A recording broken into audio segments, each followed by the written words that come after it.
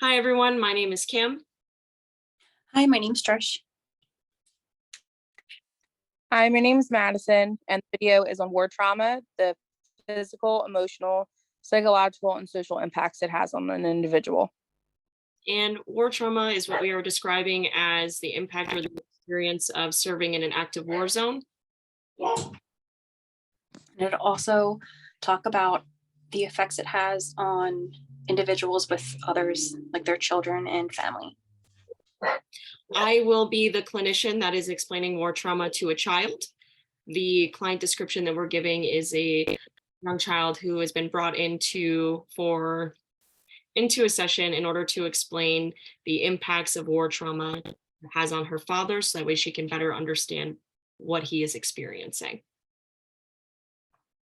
And I will be the clinician that's working with the teenager and how it has been affecting him, um, mainly with fighting. Okay. Um, and I will be the clinician working with the adult. He is a veteran who has just came back and is struggling and getting back into his day-to-day life. Hi, Madison. My name's Kim. I know that your parents asked you to come sit with me today. Just wanted to spend a few minutes kind of explaining a couple things to you, if that's all right. So Yes. I heard that your dad just got back from Iraq. Yeah, things have been a little bit different. Yeah.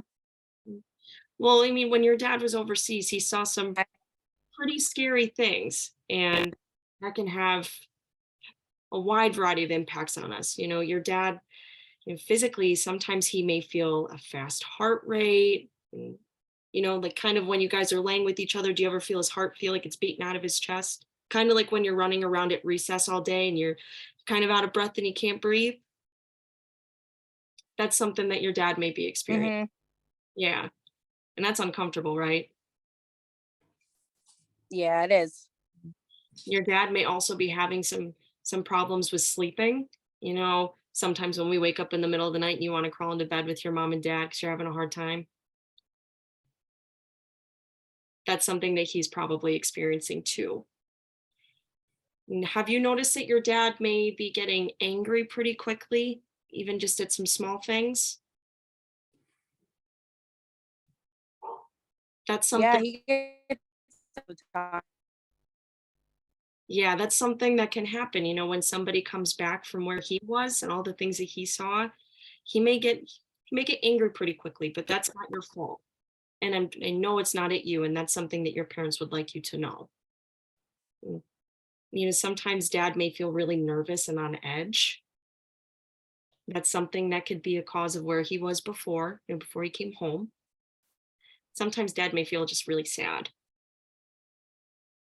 And, he may also, with those sleep problems, how I said that you like to crawl in bed with your mom sometimes? Is that Mhm. after you have a nightmare too? Yeah. Well, sometimes your dad, he may be having those and it may be related to some of the things that he saw. So your dad may be feeling that way too, maybe having that as a problem. You know how around Christmas you have your entire family over and it's just all hustle and bustle all day. Everybody's opening up their gifts and it's very exciting. And sometimes that big of crowd can kind of cause that symptom where he gets really nervous or on edge. Same with, around the 4th of July, all of those fireworks and those really random loud noises out of nowhere. That's something that could bother your dad too. So he may avoid situations like that. And it's not because he doesn't want to spend time with you guys as a family, but I really think it's because sometimes those loud noises may be triggering to him. And you know what I mean when I'm saying triggering? No. Mm. So sometimes when we see something and it's scary, we get kind of like jump reaction.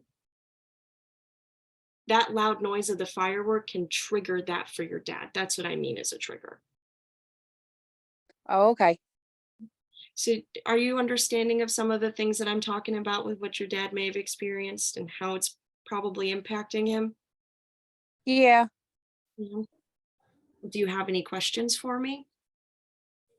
No, I just thought he was always angry at me, but now that you explained it differently, I know that that's not the case. And one of the big things that we can do for your dad is to just be patient with him. When daddy gets like that, maybe just give him a little bit of time. Oh, And then okay. once he's back to, being his normal dad self, that's when we can start being a little bit crazy again, okay? Okay. All right. Well, thank you, Madison. It was a pleasure to meet with you. Thank you. You too. So I really appreciate you coming in, taking the time out. I know it's the last thing you want to do after school, um, especially when you have football practice. Um, but I just want to talk to you about all the fights that you've been getting into lately. You're borderline, um, I guess, going to be suspended. And before that happens, I really just want to talk with you about just different things that have been going on. Okay. Yeah, I mean, well, my dad just got back from Iraq and he's just acting completely different. And to be honest, it's really ticking me off to not understand why he's so different now. Okay. So different. Has he been sleeping differently? Has he been verbal with you, like any kind of aggression towards you? Kind of, yeah. Okay. Okay. I can see how that could, um, sometimes as kids, as teens, we take aggression and we put it onto the person that's not doing it to us, but more as onto other people. Because we really don't know what to do with our feelings and emotions. And sometimes we just do it impulsively and we do it whatever we think of first. Well, when you're thinking about fighting or when you're thinking about, I guess you're not really thinking when you get angry, but before you get to that anger point, do you think,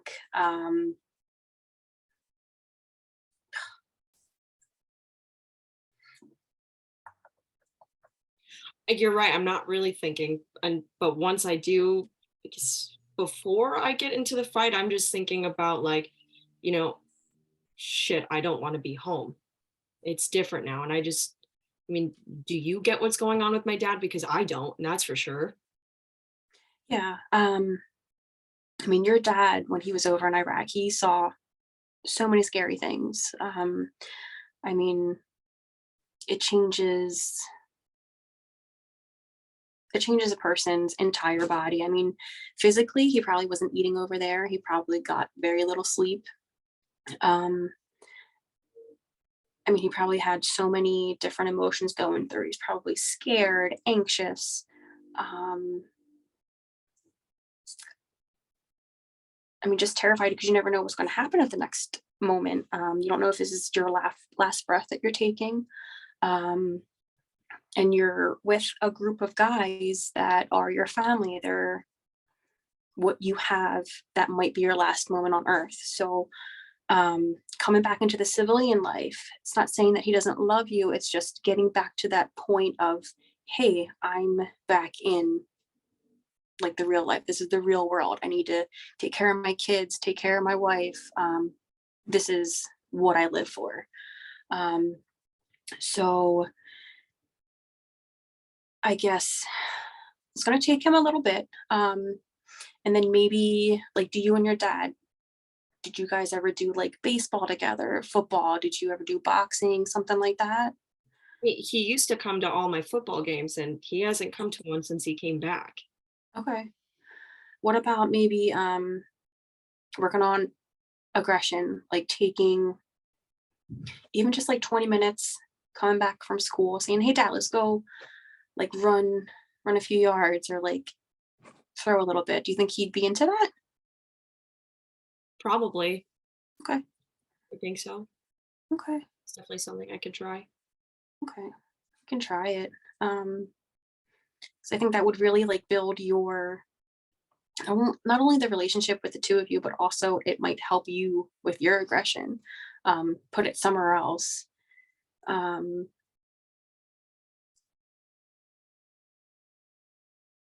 Yeah, I think maybe if you have a few friends to ask to come over, like your buddies from football, you can ask them to come over as well.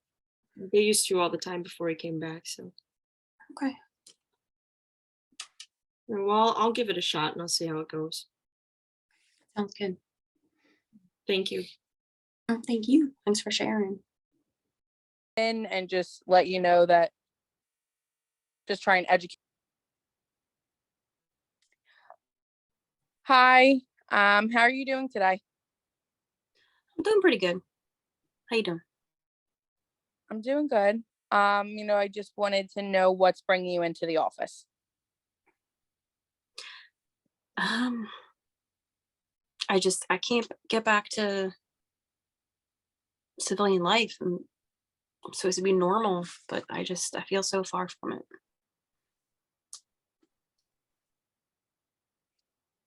Trauma definitely has a way to impact us on many different levels. Physically, you can be more agitated than usual. Your appetite can be very different. You can be having a hard time sleeping. And, having those stress levels increased means, you're going to feel that internally. You're going to feel it through the lack of sleep, through the nausea from not wanting to eat and the appetite loss, and just feeling your heart rate going up, or just feeling that internal like heat from your blood pressure going up. Like, they're all physical aspects that you're definitely going to feel when you're in that heightened state of stress, and when you're having these triggers and these things like acclimating back to everyday life. Are these things that you have been experiencing? Oh yeah, definitely the loss of appetite and sometimes just feeling my heart rate really go. Yeah, trauma also has a way to impact you on an emotional level. You could have been a very happy and cheerful person before coming back um, after deployment, and now you no longer feel like that. You can feel numb. It can affect your relationships with your loved ones due to that feeling of numbness and being detached, and losing that lack of purpose that you might have felt within the military that you no longer feel. There are definitely things that can impact your emotional state. You might have never had a temper before, and now you do, and you're easily agitated, and it's caused by the trauma that you have had being in an active duty site. Do you think that you Yeah. feel those emotionally? Yeah. I feel nothing. Um, I know I need to be connected with my wife, my kids. It's just really hard. A lot of people who are in active duty sites and come back from deployment, have a really hard time acclimating because of that loss of identity, what it means to be in the military and now living in an everyday life situation. It can be shameful, you know, um, how you're reacting in life now, and, what you did or didn't do in deployment. And like, those are all emotional aspects of that are going to exacerbate all of the other things that are going on, especially your relationships with others, as opposed to how you're feeling internally, and also that agitation that you're feeling. Yeah, definitely the agitation. And, psychological. Yeah. Do you experience like flashbacks at all? Yeah, especially at night. Okay.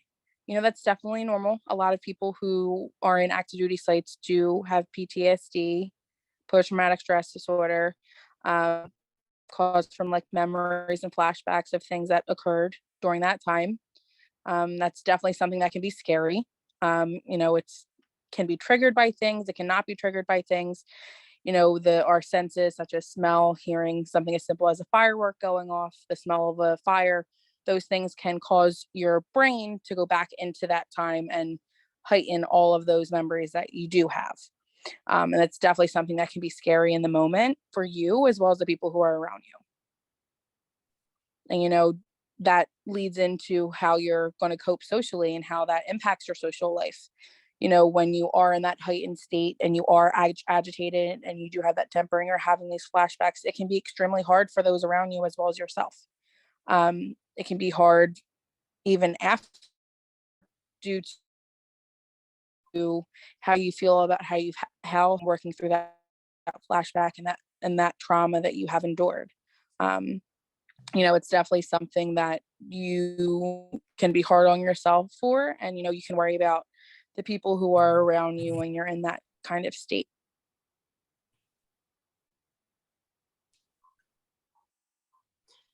Do you think that those are all things that you have been experiencing since your time home? Yeah, I